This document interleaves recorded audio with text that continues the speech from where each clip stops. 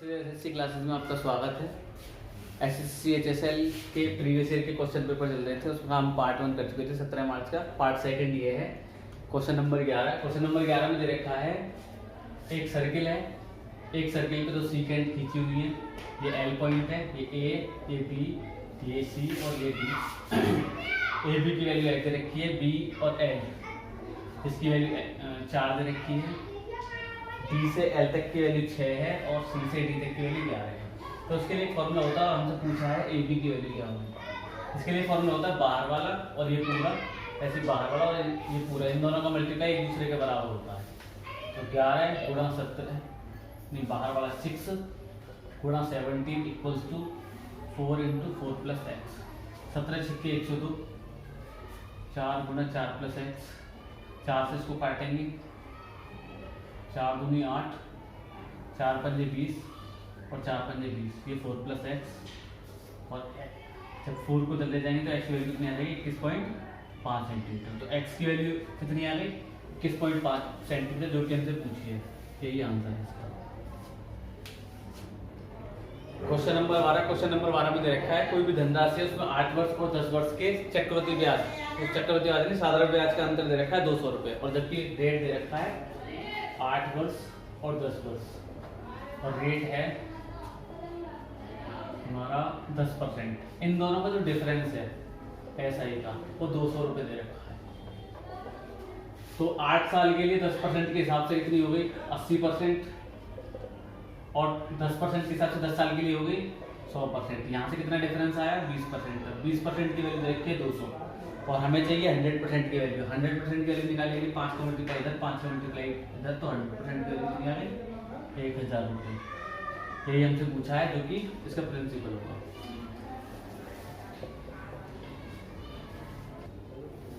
Question number 13। सवाल में दे रखा है कोई भी दुकानदार अपनी जो सामान है उसके मूल्य को, अगर मैंने 100 माना तो उसको 30% अधिक पे, अगर मैं इसको सीपी मान लूँ तो 30% अधिक पे अंकित करता है, तो 130 रुपये क्या हो जाएगा एमपी। अब वो क्या करता है, इस पे 35% का डिस्काउंट दे देता है।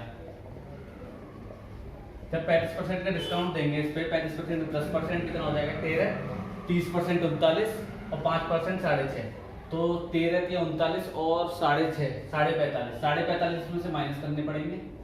45 जब इसमें से माइनस करेंगे तो यहाँ कितना आ जाएगा 84.5। अब यहाँ से यहाँ कितना लॉस हो रहा है, इससे हो रहा है 15.5% का लॉस।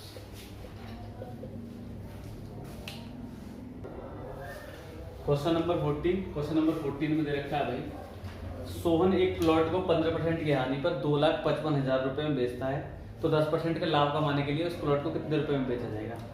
भाई जब कोई भी किसी की भी अपने आप में जो मूल्य होता है वो 100% होता है। जब 15% के लॉस पे बेच रहा है, उसे 15% के लॉस पे बेच रहा है, तो उसकी जो एक्चुअल कीमत होगी 85%। 85% की वैल्यू दे रखी है 2,55,000।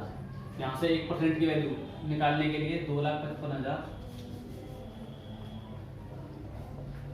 बटे 85, और हमें पता है इसका सीपी कितना माना है मैंने 100%, तो सीपी की वैल्यू निकालने के लिए 100% की वैल्यू कितनी हो जाएगी 2,55,000 बटे 85 इंटू 100। अब इस पे 10% का प्रॉफिट चाहिए। 10% का प्रॉफिट हमें पता है 110 बटे 100। कोई भी चीज़ 100 थी वो 110 हो गई, 100 से 100 कट गया, उसको काटेंगे तो 85, 8 थी 24, 3 बार कट जाएंगे, और 11 थी 33। जहाँ पे भी 33 आ जाए वो आंसर हो जाएगा। 33 के बाद 4 जीरो। Question number 15। वृत्त के केंद्र से 24 सेंटीमीटर लंबाई वाले जीवा पर 5 सेंटीमीटर लंबाई का एक लंब खींचा जाता है, तो वृत्त का व्यास ज्ञात कीजिए। क्या बोल रखा है आपने, बोल रखा है एक वृत्त है, वृत्त के केंद्र से 24 सेंटीमीटर लंबाई वाली जीवा पर, मान लो ये कोई इसकी जीवा है 24 सेंटीमीटर लंबी, और यहाँ इसका सेंटर है, सेंटर से इस पर कोई लंब डाला जो कि 5 सेंटीमीटर का है, तो 5 सेंटीमीटर की लंबाई वाला एक लंब खींचा जाता है, तो वृत्त का व्यास ज्ञात कीजिए। भाई हमें पता है केंद्र से किसी भी जीवा पर डाला गया लंब सामने वाली जीवा को 2 भागों में डिवाइड करता है, तो ये भी 12, ये भी 12, ये 5 12 13, ये ट्रिपलेट याद होना चाहिए 5 12 13। जब मुझे पता है केंद्र से लेके परिधि तक की दूरी त्रिज्या है तो इसको डबल कर दें तो 13 सेंटीमीटर कितनी हो जाएगी इसकी डायमीटर कितना 26 सेंटीमीटर। क्वेश्चन नंबर 16 में दे रखा है दो संख्याओं के बीच का अंतर 43 और उनका गुणनफल है 50। तो वर्गों का योगफल पूछा है। दो संख्याएं मैंने मान ली x और y, उन दोनों का अंतर दे रखा है 43 और ये दे रखा है xy बराबर 50। जब ऐसे दे रखा होता है हमें पता है प्लस वाले का वर्ग और माइनस वाले के वर्ग का अंतर 4xy के बराबर होता है। तो हम इसको जानते हैं x प्लस वाई का स्क्वायर माइनस के x माइनस वाई का स्क्वायर बराबर 4xy। यहाँ से x प्लस वाई का होल स्क्वायर की वैल्यू निकल जाएगी। यहाँ से x माइनस वाई की जगह 43 और 43 का स्क्वायर कितना होता है 43 का स्क्वायर निकालेंगे तो ये आ जाएगा 3 3 9 12 24 का 4 2 4 4 16 तो 1849 और ये 4 बने 20 200। फिर इसको डले जाएंगे तो x प्लस वाई का स्क्वायर बराबर कितना हो जाएगा 200 प्लस 1849 तो होगा 2049 और यहाँ एक्स स्क्वायर अगर मैं इसका होल स्क्वायर बोल दूँ तो एक्स स्क्वायर प्लस के वाई स्क्वायर प्लस के 2xy को पहुँचा दो एक्स स्क्वायर प्लस के वाई स्क्वायर बराबर कितना हो जाएगा 2049 माइनस के 2xy और xy की वैल्यू कितनी थी 50 50 दूनी 100 इसमें से घटा देंगे तो 1949 का आंसर यही है मुझे पूछा है। क्वेश्चन नंबर 17 क्वेश्चन 11वीं पारी में उसने 77 रन बनाए।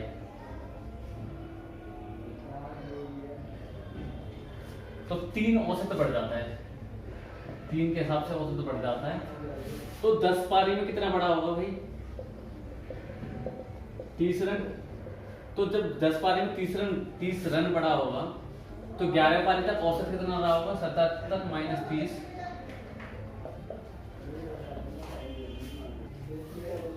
क्वेश्चन नंबर 18 में बोल रहा है कि ABC एक त्रिभुज है और त्रिभुज में भुजा BC का मध्य बिंदु M है और ABM का क्षेत्रफल दे रखा है 18। तो ABC का पूछा है। इस तरीके से ABC एक ट्राइंगल है और इसमें BC का जो मध्य बिंदु है M और मध्य बिंदु की एक प्रॉपर्टी होती है कि वो जो ट्राइंगल है उसको बराबर भाग बांटता है। ये भी इसका रेशो 1:1 का होता है। तो जब ये 18 सेंटीमीटर स्क्वायर इसका एरिया है तो इसका भी 18 सेंटीमीटर स्क्वायर होगा। तो ABC का कितना हो जाएगा 36 सेंटीमीटर स्क्वायर। क्वेश्चन नंबर 20 में दे रखा है x और y एक साथ मिलकर किसी काम को 15 दिन में करते हैं और y अकेले 40 दिन में करता है। x और y किसी काम को मिलकर 15 दिन में करते हैं और y कितने दिन में करता है 40 दिन में। तो x का पूछा है, x का कितना होगा, x कितने दिन में करेगा। तो इन दोनों का अगर मैं टोटल काम मान लूँ तो टोटल काम कितना हो जाएगा 120। मैंने 120 मान लिया टोटल काम। तो 15 8 120 और 4 3 12। तो यहाँ से y की जो एफिशिएंसी है कितनी आ गई 3। जब y की एफिशिएंसी 3 है और दोनों की मिला के 8 है तो x की एफिशिएंसी कितनी आ गई 5। जब x की एफिशिएंसी 5 टोटल काम 120 तो x कितने दिन में कर देगा 24 दिन में। क्वेश्चन नंबर 21 में दे रखा है एक आदमी 20 किलोमीटर प्रति घंटे की रफ्तार से x से y, ये मान लिया अगर मैंने x से y की तरफ जाता है 20 किलोमीटर प्रति घंटे की रफ्तार से और y से x आता है 25 किलोमीटर। अगर y से x आएगा तो 25 किलोमीटर प्रति घंटे की रफ्तार से आएगा। तो ये पूछना चाह रहा है जाने तथा आने में जो उसका औसत चाल होगा वो क्या होगा। इसको दो तरीके से कर सकते हैं। पहला वाला तरीका ये है कि मैंने मान लिया कि जब 20 से जा रहा है 25 से जा रहा है तो अपनी तरफ से मैं कोई भी एक डिस्टेंस मान लेता हूँ जो दोनों को डिवाइड करे। तो मैंने मान लिया let distance equals to 100 kilometre. मैंने डिस्टेंस मान लिया 100। जब भी हमें औसत चाल वगैरह निकालनी तो उसमें डिस्टेंस का कोई भी मतलब नहीं रहता, हम कुछ भी मान सकते। तो मैंने जब ये 100 माना 100 किलोमीटर तो x से y जाने में टाइम कितना लगेगा भाई 20 की स्पीड से 100 किलोमीटर 5 घंटे लग जाएंगे और y से x आने में कितना टाइम लगेगा 25 की स्पीड से 100 किलोमीटर जाने में 4 घंटे लगेंगे और एवरेज जो स्पीड का फॉर्मूला होता है वो होता है कुल दूरी बटे कुल समय। अब कुल दूरी कितनी होगी 100 जाने में 100 आने में, तो कुल दूरी कितनी होगी 200 और समय कितना हो गया 9। तो ये कितना हो गया 9 दूनी 18, 9 दूनी 18, 22 से 2/9 किलोमीटर प्रति घंटा। इसका सेकंड मेथड के लिए सीधे फॉर्मूला होता है, जब कोई भी एक x से y जाए और y से x जाए तो इसके लिए फॉर्मूला होता है 2xy बटे x प्लस y। तो 2 इंटू एक्स वाई कितना होगा 2 इंटू एक्स कितना है 20 और y कितना मान दिया मैंने। ये चाल है x से y तक जाने में चाल और ये वाली ये है y से x तक जाने में चाल। तो ये हो जाएगा ये सॉल्व करेंगे तो 2 इंटू 20 इंटू 25 बट्टे कितना हो गया 45, 5 से काटेंगे 5 से काटेंगे से 9, तो हो गया 20 दूनी 40, 40 पंजे 200। इनडायरेक्ट वे में आएगा होगी। क्वेश्चन नंबर 22 में दे रखा है भाई x प्लस वाई बराबर 4, एक्स वाई बराबर 2, वाई प्लस जेड बराबर 5, वाई जेड बराबर 3, जेड प्लस एक्स बराबर 6, जेड एक्स बराबर 4। तो हमसे ये वैल्यू पूछिए। इसका सीधे फॉर्मूला है, फॉर्मूले से कर सकते हैं। फॉर्मूला क्या है वो देख लो, x की पावर 3 प्लस y की पावर 3 प्लस z की पावर 3 माइनस के 3x बाई जेड बराबर x plus y plus z x minus के y का स्क्वायर अपॉन 2 होता है x माइनस के y का स्क्वायर प्लस y माइनस के z का स्क्वायर प्लस z माइनस के x का स्क्वायर। ये होता है। अब हमें x प्लस y की वैल्यू दे रखी है और हमें x माइनस y की चाहिए। तो हम जानते हैं कि इसका स्क्वायर में से इसका स्क्वायर घटाएं तो 4xy आता है। मतलब अगर मैं ये सब वैल्यू निकालूं x प्लस वाई का स्क्वायर बराबर कितना हो जाएगा x माइनस वाई का स्क्वायर x प्लस वाई का स्क्वायर माइनस के x माइनस वाई का स्क्वायर बराबर 4xy। तो यहाँ से मैं निकालूंगा x प्लस वाई की वैल्यू कितनी 4 का स्क्वायर करेंगे तो 16, 4 इंटू एक्स वाई की जगह कितना है 2, तो 16 में से इसको इधर ले जाऊँ तो ये हो जाएगा 8 और यहाँ पे x माइनस वाई का स्क्वायर की वैल्यू निकल जाएगी कितनी 8। इसी तरीके से अगर मैं y प्लस जेड की वैल्यू निकालना चाहूँ, y प्लस जेड की square minus y minus z का स्क्वायर बराबर 2 times y z. Y plus z की वैल्यू कितनी है 5 का स्क्वायर निकालूंगा तो 25 और y माइनस जेड को ऐसे रहने दो और 2 बाई जेड की वैल्यू कितनी हो गई 6, 25 माइनस के 6 y प्लस जेड का स्क्वायर माइनस के y माइनस जेड का स्क्वायर कितना होता है 4 बाई जेड।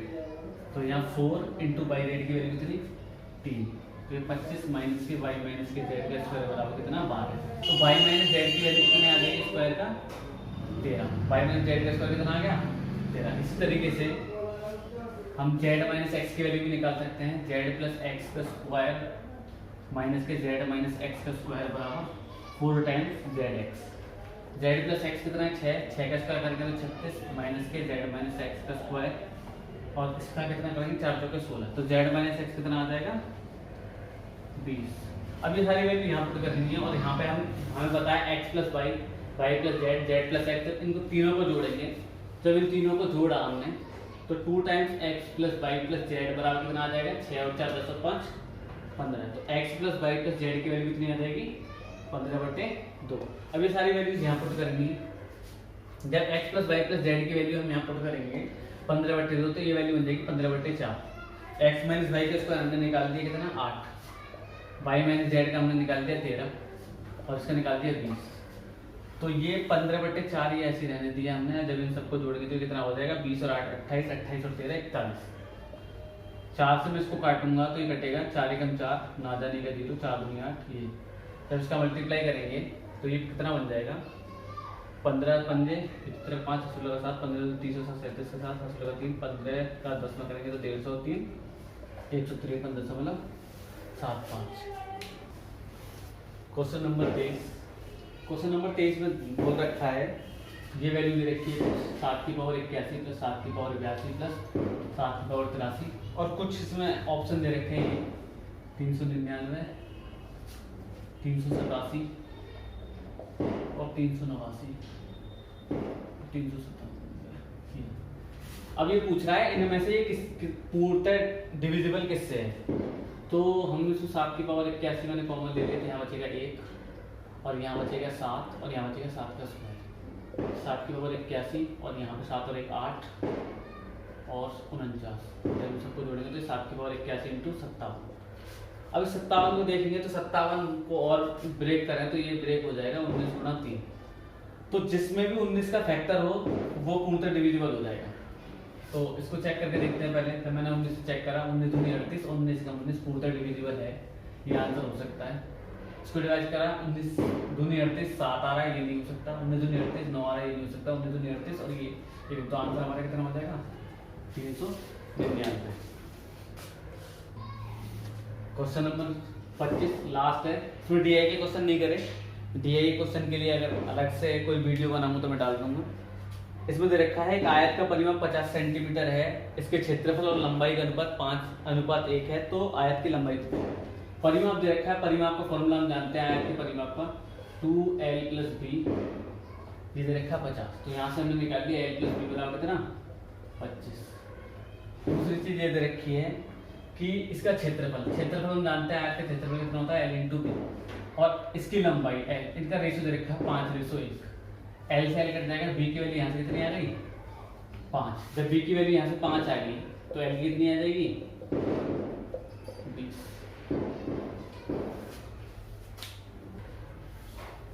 ये पेपर कंप्लीट हो गया, 25 क्वेश्चन आते हैं, 25 क्वेश्चन हो गए। अब इसका सेकंड पेपर देखते हैं, मिलते हैं अगली वाली वीडियो में। तब तक के लिए धन्यवाद।